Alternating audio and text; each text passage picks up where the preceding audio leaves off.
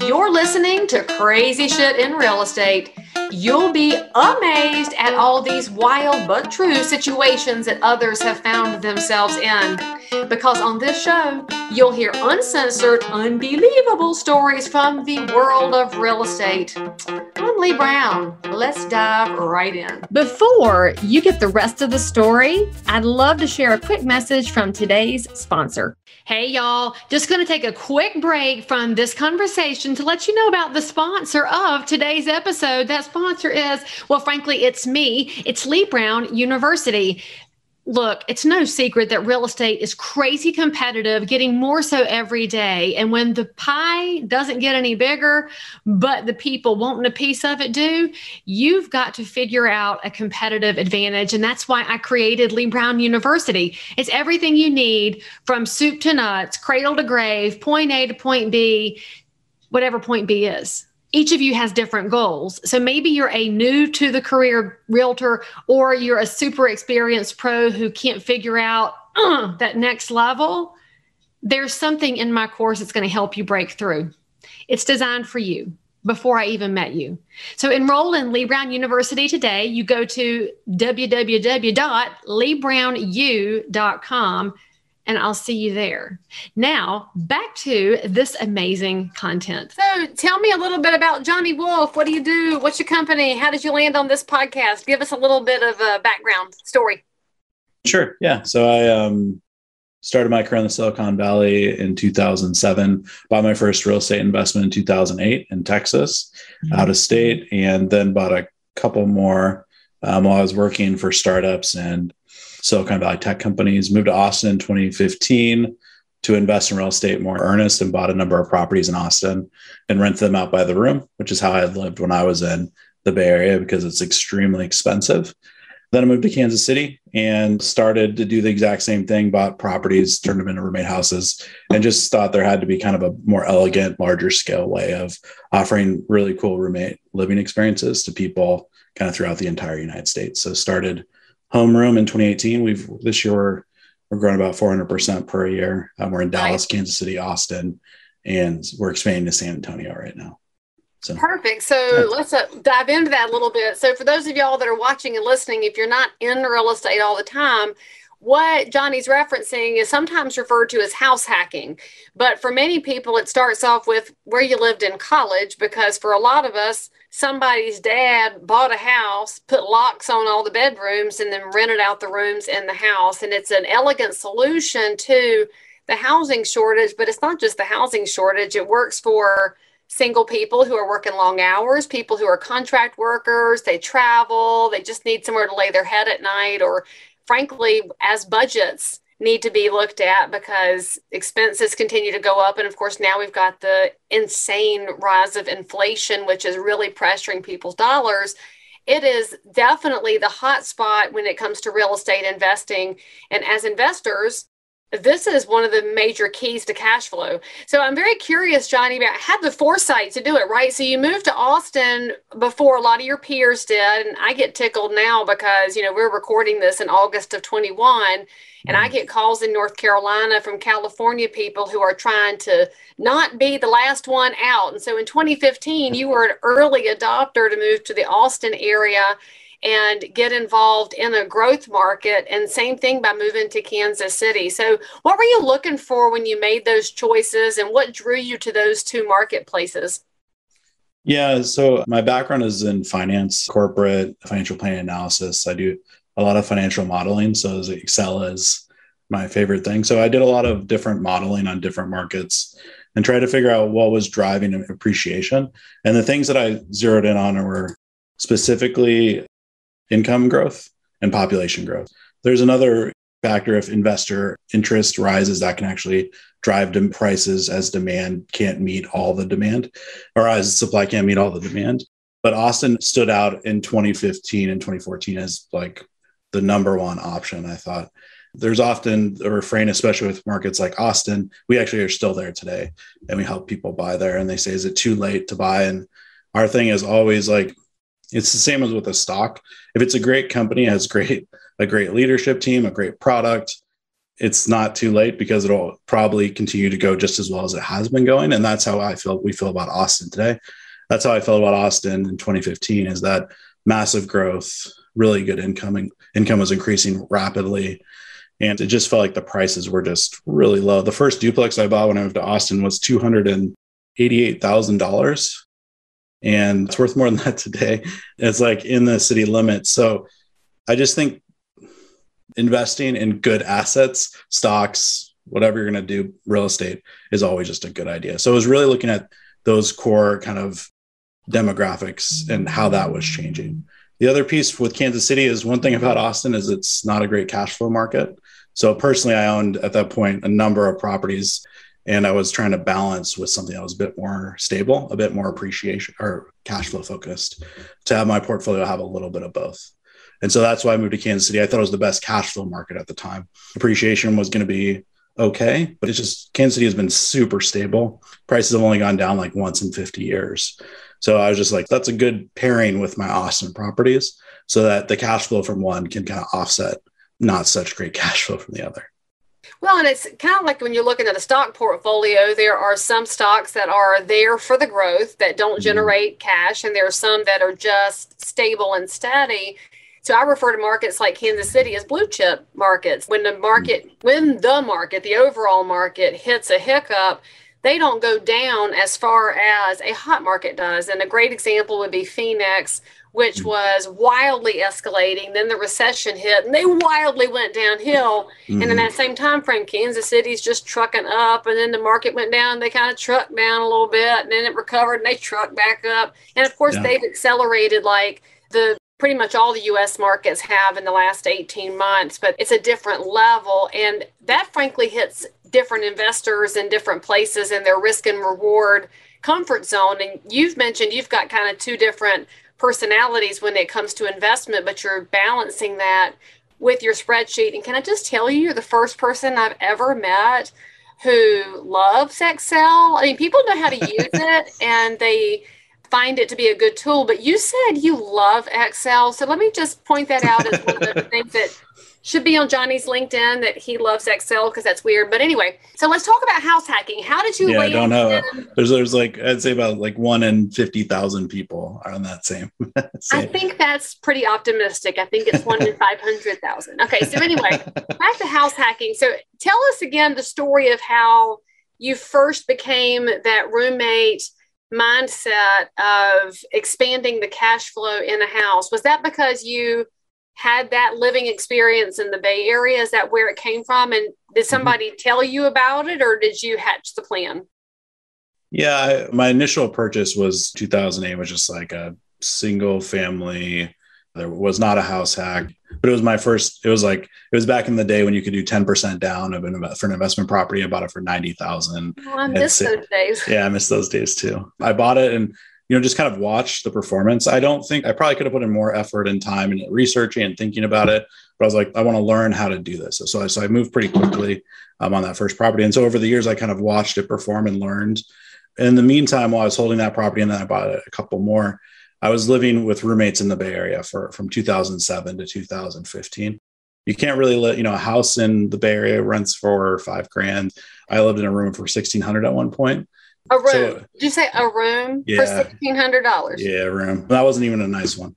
So it's just very expensive. So everyone lives with roommates in the Bay before you almost have to, you can be a Google software engineer, but then you have to marry like a director of HR at Facebook, and then you two together may be able to buy a house. Because, you're starting at $1 million. So you almost have to marry for money just to buy a house in the Bay Area. So at 2015, I kind of realized like, that's not how I wanted to really live my life. I didn't want to like never be able to buy a house, or I have to be very focused on that. So when I been living with roommates for 8 years after college. And then when I moved to Austin, I just thought that would be the natural progression. I just wanted to have roommates so I could have friends. And then I realized I was making 40% more rent than if I rented it by myself. So that was kind of the progression. Definitely learned about it through, Bigger Pockets talks about the house hack. I always go on Bigger Pockets. People ask what their first investment should be, and I just say like house hack, and then I just like go to the next thread.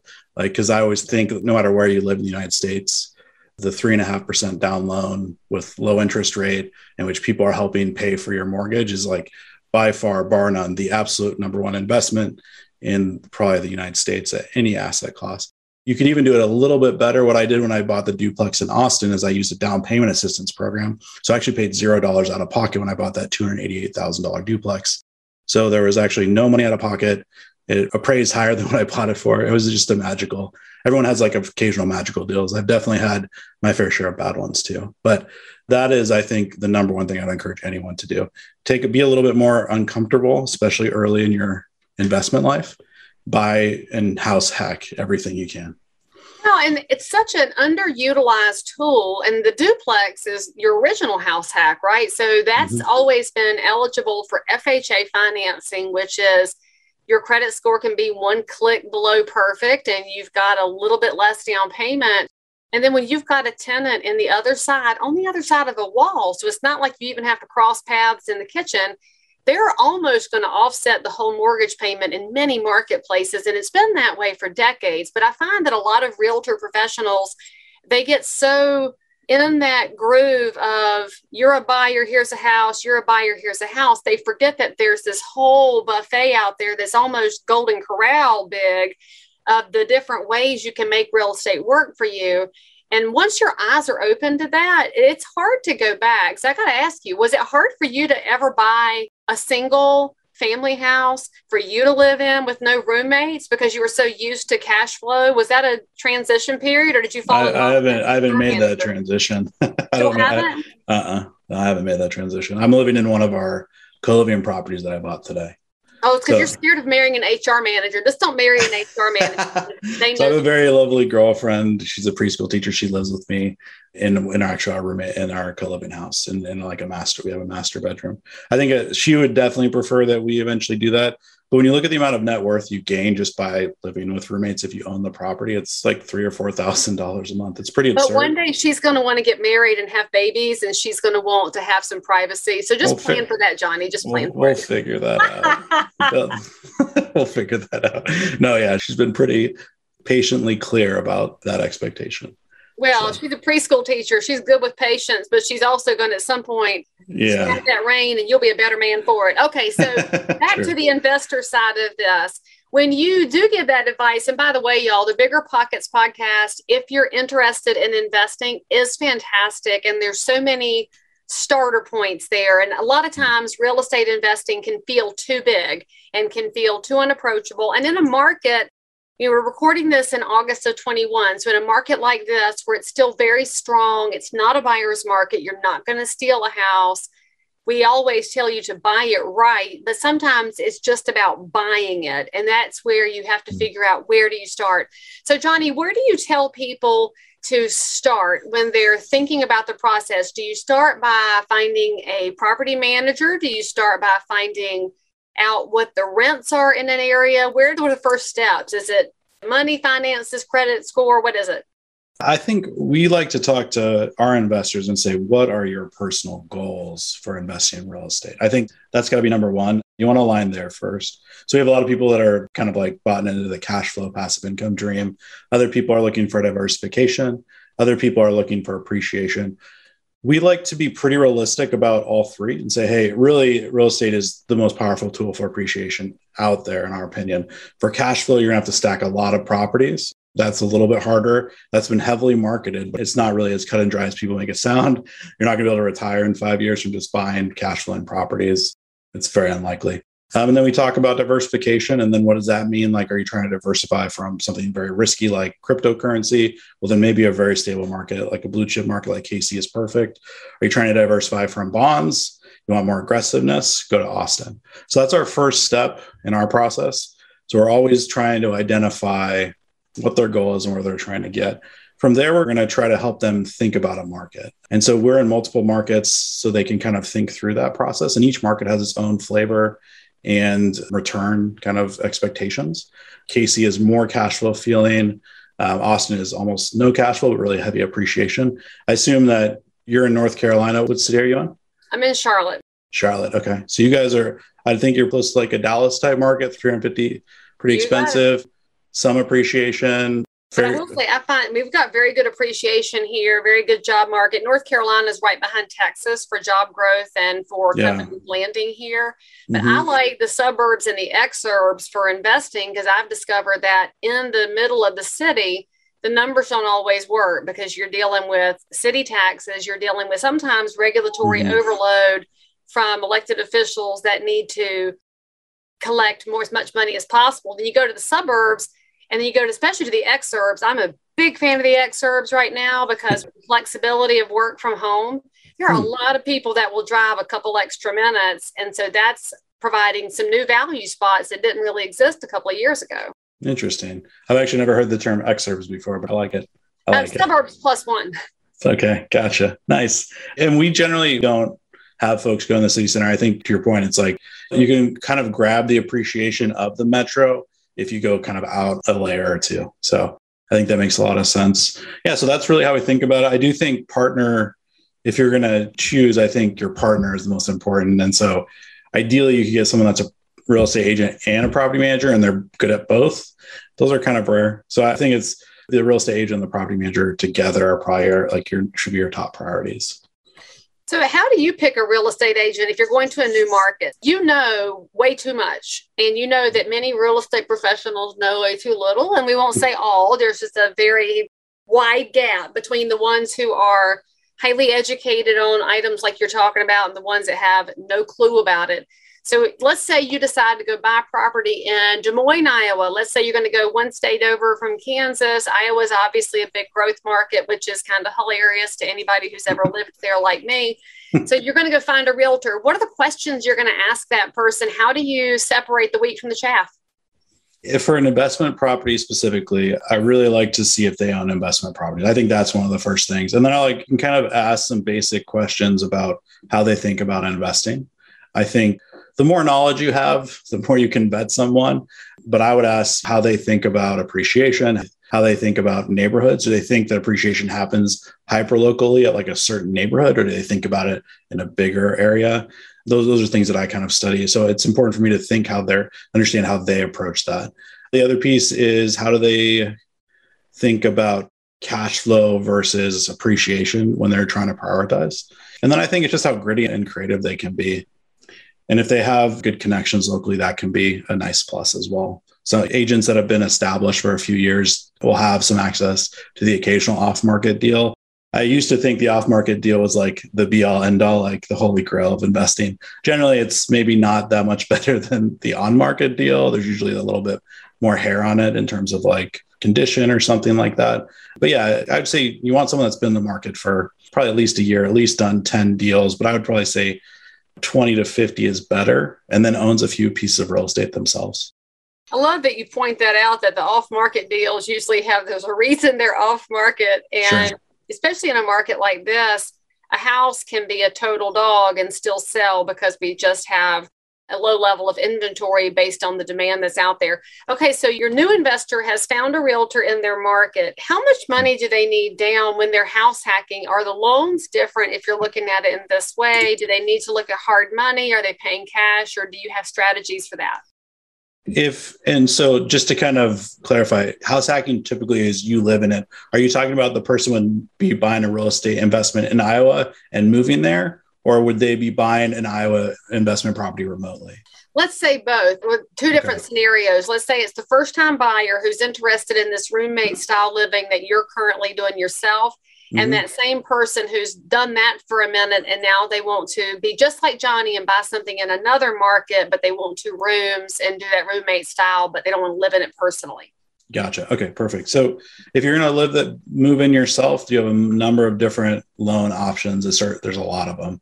And the FHA 3.5% down is probably the one I'd go with. And I'd really make sure you research down payment assistance programs in the city, because some of the times they'll be per city, some of the times they'll be per county, some of the times the state will have it. But a lot of the times, if it's your first home and you think about that before you kind of select a neighborhood, you can target a neighborhood that you have the most generous package for down payment assistance. For me, the one that I had in Austin, fully forgivable, never have to pay it back. They don't track it. So they gave me $10,000 for free. I didn't have to bring a single dollar. I would almost say like government money. Yeah, no, it's really great. It was Texas's money. So that would be something I would really consider because $10,000 is $10,000. But yeah, the FHA loan paired with the down payment assistance. There's also other conventional loans. There's a 3% down conventional loan. There's a 5% down conventional loan. All of those will come with PMI, all the ones I just described.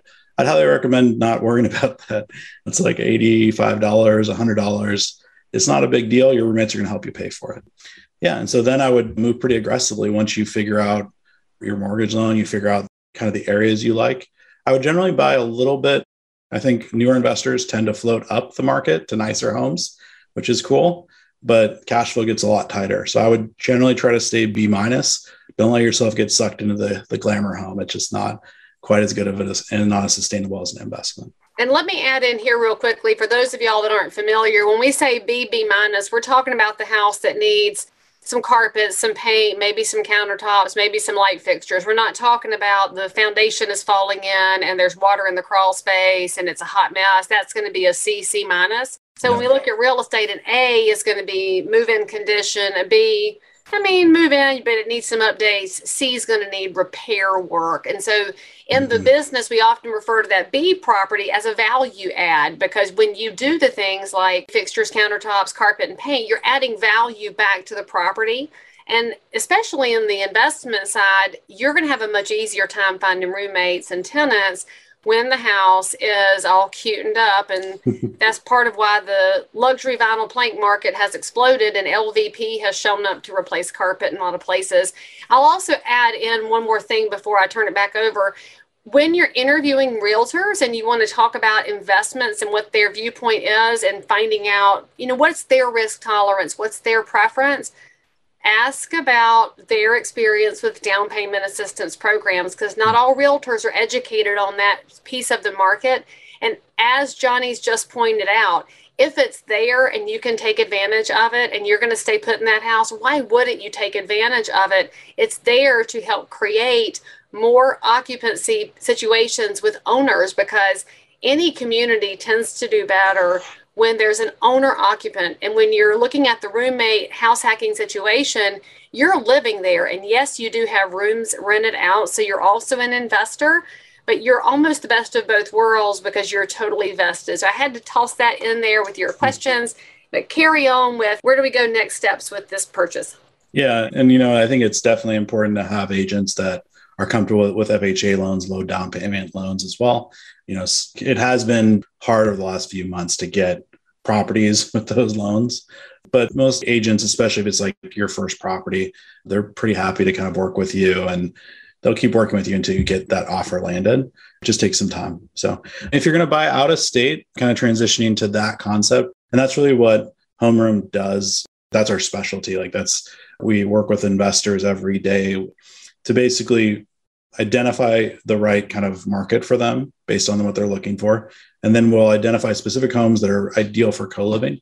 We find that homes that can add a bedroom or two end up being really the best. And so we can increase rent, and a property may rent for $1,500 as a single family, but we can rent it for $2,700 when we have the right amount of bedrooms. So we'll identify those type of properties for the investor. And so those will be one of the cool things that we've discovered over the last 3 years is that there's a lot more roommate demand everywhere in a metro. It's not just in the downtown area. It's not just near a university, which are the first kind of two places people think about. But it's actually, we have some in Olathe, Kansas. We have some in Shawnee, Kansas. Our Olathe house got pre-booked before it was launched. All the rooms were filled. And that's 50 minutes outside of downtown Kansas City. So it's really just identifying properties that are in these B kind of neighborhoods that have value add potential, price points $250 to $300. But then we're able to get just a really nice amount of rent, adding bedrooms. And we have the investors furnish the common areas, sort of like an Airbnb, but the rooms are furnished by the tenants. But yeah, it's been a really nice investment. We've had a number of people that their return on investment was really crazy over the last 2 years because of the last 6 months. Everything's exploded. But even people that got in after, they're seeing really nice kind of returns. So I guess it's less of a active mode than you would be in if you were going to buy your own property in your own city. With this, we actually kind of put you we partner with an agent. They'll identify the properties that will work. There may be 2 or 3 per week, and then you can kind of pick and choose from those. Do you know, I hadn't even thought about the common area till you mentioned it. So on average, what are your investors having to spend to furnish something that will hold up with the changing of roommates? Is it, you got a couch and a TV and an end table and a breakfast table and some bar stools? Who outfits the kitchen? Do y'all outfit the kitchen? We do it, but the investor will pay for it. So the entire co-living kind of upgrade package is $5,000. So that's not bad. Yeah. So it's the kitchen essentials. So like forks, knives, and then we have couches and chairs in the living room. And then we have a dining room. Then it also includes smart home technology. So smart lock, smart thermostat, smart TV. That's really important too. So is that how you're able to control access and control utilities through using smart technology? Yep. It's really changing the game for property managers and single family homes is like the Rently smart lock, the Rently thermostat, where you can kind of look at everything. And so we can diagnose an HVAC issue like online, or we can issue a code for a new tenant online. And so they get that a minute after they pay their deposit, and then it activates the day they move in. So very similar to the way an apartment building works.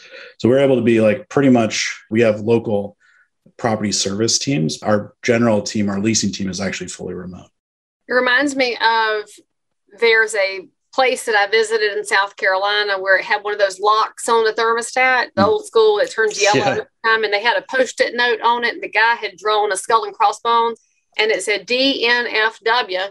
And I guess if you had a smart thermostat that you could control, you wouldn't have to put a Post-it note in a lockbox on the thermostat that says DNFW. If you don't know what that means, then go look it up. I'm not going to say it out loud, but you know what it means, Johnny. But it was hilarious. And it makes me realize that there's so many different ways to utilize the tools that are out there if you just think slightly outside the box. We're not talking wildly outside the box, but just enough that it creates a new opportunity for you to have some financial freedom in the future. So, Johnny, if somebody wants to learn more about what you guys are doing at HomeRoom, how the program works, they want to ask some questions and get involved, what's the best way for them to find you?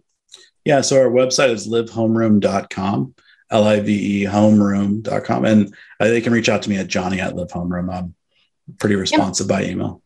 And don't be stressed out. We know y'all didn't listen or write any of that down because you were sitting there thinking, how am I going to change all my cash flow? So go to the show notes, click, email, go to social handles, go to the website, get some information, and reach out to Johnny, because remember, your financial future is not going to change if you keep doing the same thing you've always done. If you're ready to have some ownership for your life and you're not really wanting to rely on Social Security, go learn about real estate. It's not as scary as you might think. Somebody like Johnny can walk you through. And then if y'all are nice, you can walk him through what it's like to listen to his preschool girlfriend get her married off by her house. They can have some kids, I'm just saying. Repopulate the country with smart entrepreneurs. Johnny, it's a good thing to do. But thank you for coming on the show. I appreciate you sharing some expertise, and excited to see what you guys are going to do next. Yeah, I really enjoyed being here. Thank you so much for having me. All right, guys, share this with a friend, especially if your friend needs some investing advice and maybe they're a little chicken to buy their first house. Share this episode, give us 5 stars and a review, and most importantly, come back and see me next time. As always, I'm so super thrilled that you joined in for more crazy shit. And if you're a realtor, investor, inspector, lender, or just a regular human being who happens to have an unbelievable story that you need to tell the world about, or frankly, you just need to one-up the story you just heard, then make sure to DM me on Instagram at Leigh Thomas Brown, or tweet me at Leigh Brown, or frankly, any social network where you hang out. I'm there. And if you had some fun, then you totally want to subscribe so you don't miss out on any future episodes.